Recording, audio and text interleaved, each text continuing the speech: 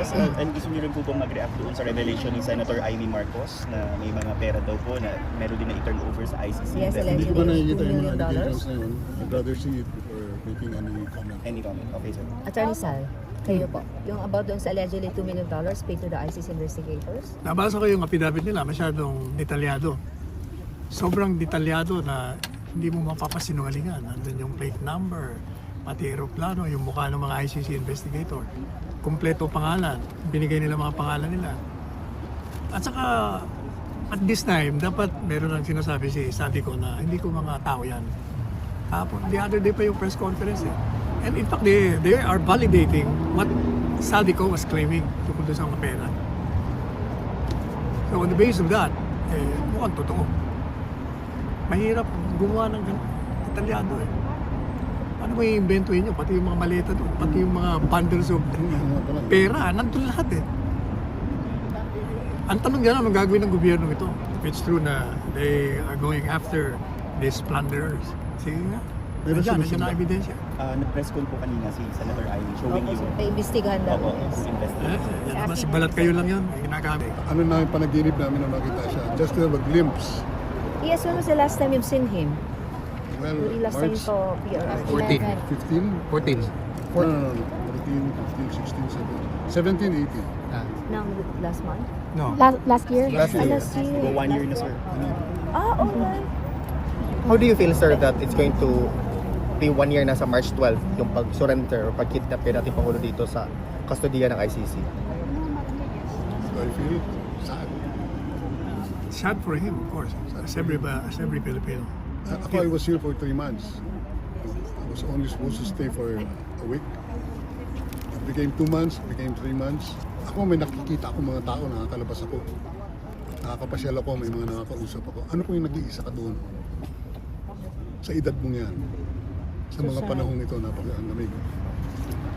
So what's your greatest fear now for the former president? Well, Ang greatest fear ko eh, he passes away dito sa bansa ito, hindi sa atin. Sa edad niya yun eh, marami siyang nararamdaman. Saka we don't even know kung this ICC is attending to his medical needs. Hindi namin inaatrasan yung kaso. tinanong ko siya. Yung kaso against him, whatever it is. Hindi naman inaatrasan. Just bring him back home and we will address those cases before a Philippine court. Sa ating sovereignty bilang isang independent state that you try these cases in a foreign land, in a foreign tribunal. So may kakayahan naman yung korte ng Pilipinas to try these cases. Yes, you were saying? May functioning government tayo. Bakit kinukuha sa atin yung dapat natin gawin? Ano? Hindi natin alam anong gagawin natin. Diba? Ang worst no, yung gobyerno mismo nagko-cooperate dito sa ICC. Parang medyo may kahinaan itong aming muna. Bigay na rin sa inyo. Ano yun? Decision niya yun. We cannot answer that at this point in time. We have to see that. At saka lawyer niya ano yun. But since you're all lawyers, if you were to advise the former president, tama ba ang kanyang, well, although sabi nyo nga, hindi siya nadidiktahan sa gusto niya, pero kung kayo ho, ang tatanungin, is it better for him now na not to appear at all? If you're asking me, Opo, my sir, personal sir. opinion as a lawyer, Opo. mas magandang hindi siya mag-appear. Kasi hindi niya nare-recognize yung jurisdiction ng ICC. Recognize yung jurisdiction. It validates and dignifies the jurisdiction of the ICC if he will appear before the ICC. Might not as well appear. He's bringing his fight right on the court, right before the court. Same thing with your attorney, sir? Ako, ang akin naman, kung ako siya, pupunta ako naman, I will question his jurisdiction. Tatalikod ako, kakawin ko yung mga kababayan kaibigan, and then I will beg leave. Alis na ako. That's a good one. Yes. That's a good one. Ako from day one, sinabi niya sa akin, this is a sham proceedings. Yun lang ano niya. No? How do you expect me to participate in? I never thought that this would happen. Nandiyan na yan. Kanya yan. Kung meron na yan. Like, did you ever imagine that it would reach up to the confirmation of charges? We Or didn't nung even una lang foresee na he naisip, would be arrested by this government. Who would ever think na tao mo, palalayasin mo dito pagdating mo sa ibang bansa para pahiya sa buong mundo na ito. Buong bayan na nagsasalita, masaya kami sa kanya. Umalis siya ng opisina, 83% ng approval rating. Nawala siya sa opisina, mas lalong tumaas ang kanyang approval rating. Ano ang pinagsasabi nila?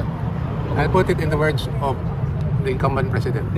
Who would ever think na babawiin niya yung sinabi niya in December of 2019 December 2023 in a letter addressed to the Vice President that I will not cooperate in any will and I do not recognize the jurisdiction of the ICC and will not cooperate in any way, shape, or form. Who would ever think na babalik na rin niya yung sinabi? Ako, Yun, sir. from the very time na sinabi niya, alam ko babaliktad siya. Kasi the goal is to preserve his hold in power. Eh, ang mga roadblock sa kanila, itong mag-amang Duterte. Plinano na nila yan from the very start. Eh. Kasi how can you explain? Sasabihin mo ka ng jurisdiction. Tapos sabihin mo, hindi, meron tayong obligation sa sa Interpol. Ay, Interpol is just a coordinating agency. Pinakiusapan lang ng ICC, pwede ba pakiaresto? Pero namang Interpol, nakiusap din sa gobyerno, pwede ba namin tulungan mo kami mag-aresto? Inaresto naman. O ano mo tawag mo doon? Diplinano na ever since. And by the way, wala tao yung Interpol sa Pilipinas ha? At wala ring tao or law enforcement agency or division, yung ICC. Kailangan talaga nila ng tulong sa gobyerno ng Pilipinas para ma-execute yung warrant of arrest. So, sir, And the only way to do that is for this government to cooperate with the ICC.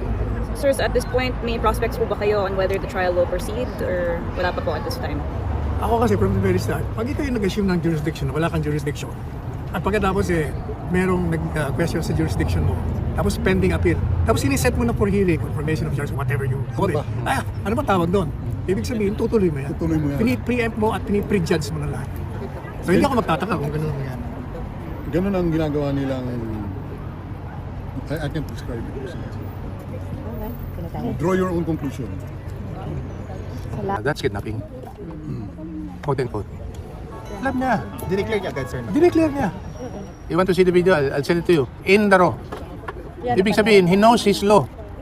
And he knows his right as a citizen. Sir, ano yung final sinabi para I'm not sure if mapapayag is the right term, but to... If there's a common plan and you want that common plan to succeed, kahit na anong gusto mong sabihin na labag na sa batas, ayun yun ang talagang gagawin nila.